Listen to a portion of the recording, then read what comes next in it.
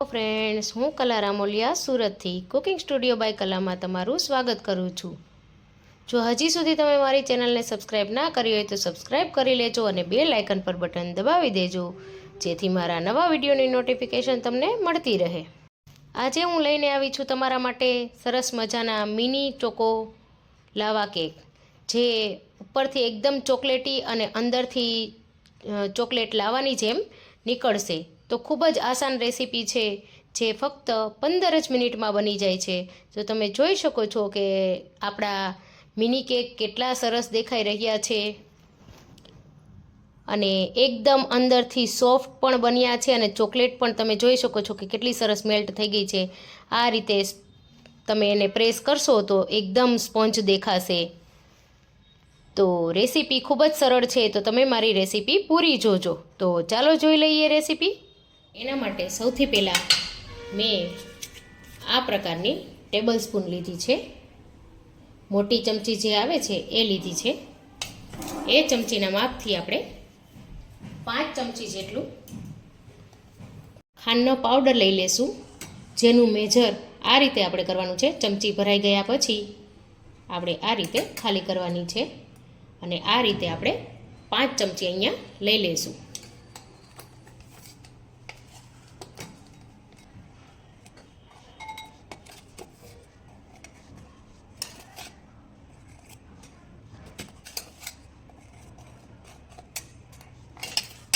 હવે ખાંડનો પાવડર લેવાઈ જાય એટલે આપણે તેમાં મેં અહીંયા પીગાળેલું બટર લીધું છે, જે 2 ચમચી છે, તે આપણે ઉમેરી દઈશું અને બંનેને સારી રીતે મિક્સ કરી લઈશું। હવે બટર અને ખાંડનો પાવડર આ રીતે મિક્સ થઈ ગયા બાદ આપણે 1/4 કપ જેટલું આપણે દૂધ લઈશું।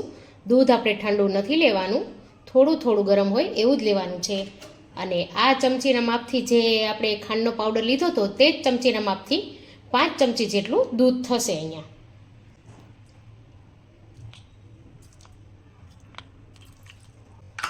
તો તમે જોઈ શકો છો કે જેટલું આપણે ખાંડનું માપ લીધું હતું એટલું જ આપણે દૂધનું માપ લીધું છે। હવે આ બધાને આપણે સારી રીતે ફેટી લઈશું। તેની માટે આપણે વિસ્કરનો ઉપયોગ કરશું, જેથી આપણા ખાંડમાં ગાંઠા ના રહે અને ખૂબ સરસ ફેટાઈ જાય।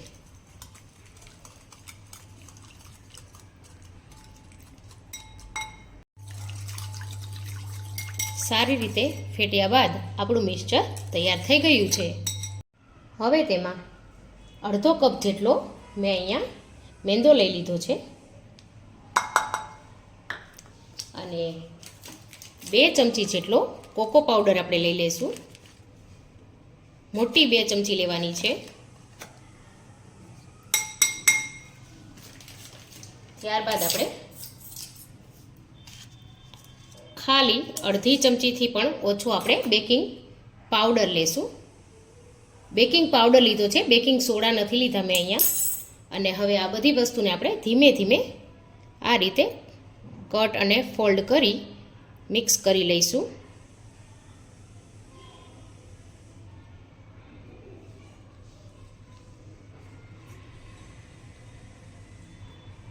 તમે જોઈ શકો છો કે બેટર સરસ મિક્સ થઈ રહ્યું છે।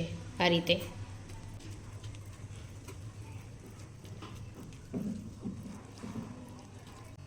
રીતે મિક્સ કરવાનું છે, ગાંઠા ના પડે તેનું ધ્યાન રાખવાનું છે। જો તમને બેટર વધારે ટાઈટ લાગતું હોય તો તમે અહીંયા 1-2 ચમચી દૂધનો ઉપયોગ કરી શકો।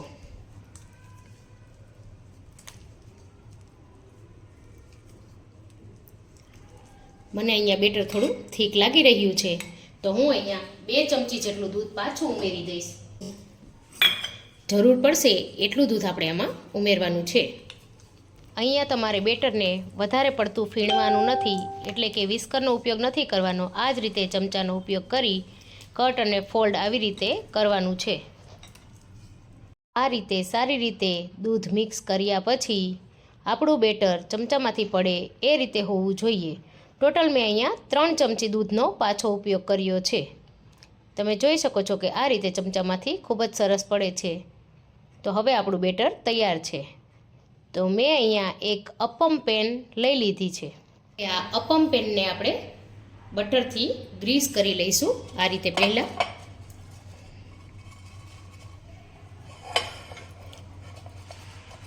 તમે તેલ કે ઘીનો ઉપયોગ કરવો હોય તો પણ કરી શકો છો.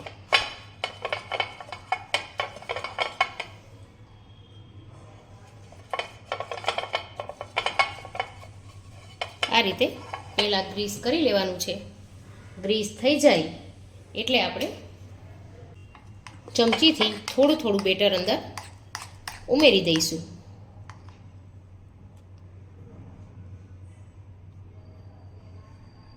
આ રીતે ફૂલ નથી ભરવાનું, થોડું થોડું અધૂરું રાખવાનું છે.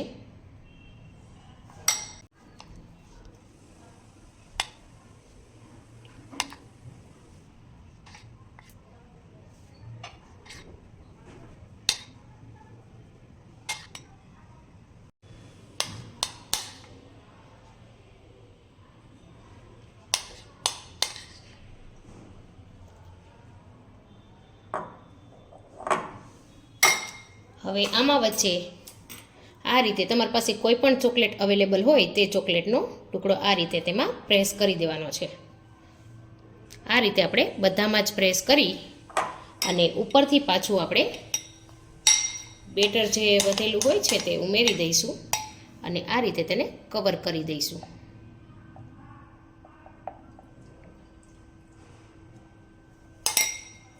આ જ રીતે આપણે બધા કેકમાં વચ્ચે પીસ રાખી ઉપરથી આપણે તેને કવર કરી દેવાનું છે. હવે આ રીતે મેં અહીંયા બધા પીસ તૈયાર કરી લીધા છે. હવે આને આપણે ગેસ પર રાખી દઈશું. હવે તેનું આપણે ઢાંકણ બંધ કરી થવા દઈશું. તમે જોઈ શકો છો કે ખાલી 2 થી 3 મિનિટમાં જ આપણા આ કેક કેટલા સરસ થઈ ગયા છે. અને આ રીતે આપણે તેને ધીમેથી પલટાવી લઈશું. એકદમ સરળતાથી નીકળી જશે. તમે જોઈ શકો છો કે તેની ડિઝાઇન કેટલી સરસ ઉપર દેખાઈ રહી છે. આ રીતે કોઈ વસ્તુની મદદથી આપણે તેને પલટાવી લઈશું. ખૂબ જ સરળતાથી પલટી જશે તે.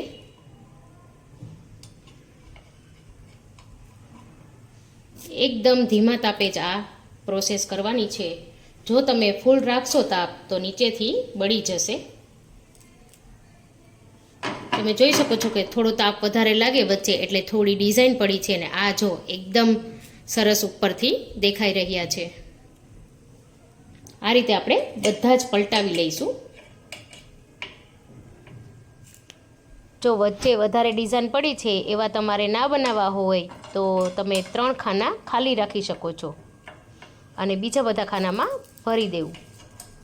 આ રીતે હવે આપણે બધા જ કેકને પલટાવી લઈશું.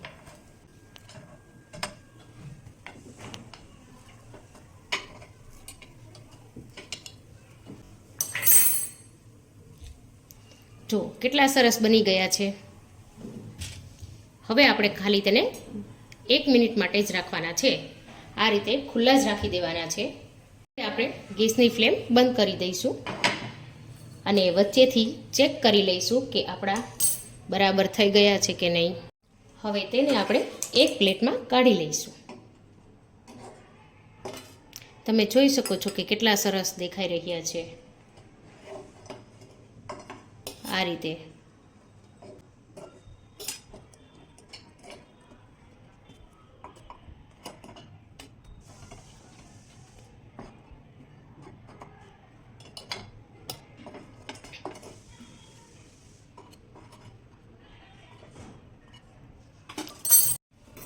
તમે જોઈ શકો છો કે મિની લાવા કેક આપણા બધા તૈયાર થઈ ગયા છે.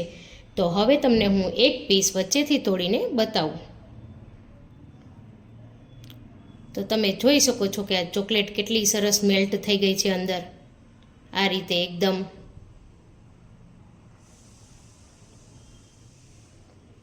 અને હજી આમને આમ પડી રહેશે ત્યારે ઠંડા થવા દઈશું એમાં હજી પણ આપણી ચોકલેટ સરસ મેલ્ટ થઈ જશે. તો તૈયાર છે મિની લાવા ચોકો કેક. તમે જોઈ શકો છો કે મિની કેક કેટલા સરસ દેખાઈ રહ્યા છે. એકદમ સોફ્ટ અને સ્પંજી પણ બન્યા છે અને અંદરથી ચોકલેટ ઓગળી ગઈ છે તો લાવા પણ સરસ દેખાઈ રહ્યો છે. આ ફક્ત 15 મિનિટમાં જ તૈયાર થઈ જાય છે. હવે તેને એક પ્લેટ પર લઈ ચોકલેટ સિરપથી ગાર્નિશ કરી લઈશું. તો તૈયાર છે આપણા મિની ચોકો લાવા કપ કેક. તો તમે પણ ઘરે જરૂરથી ટ્રાય કરજો આ રેસીપી અને કમેન્ટ કરીને મને જણાવજો કે તમને કેવી લાગી એ મારી રેસીપી. તો મળીએ નવી રેસીપી સાથે.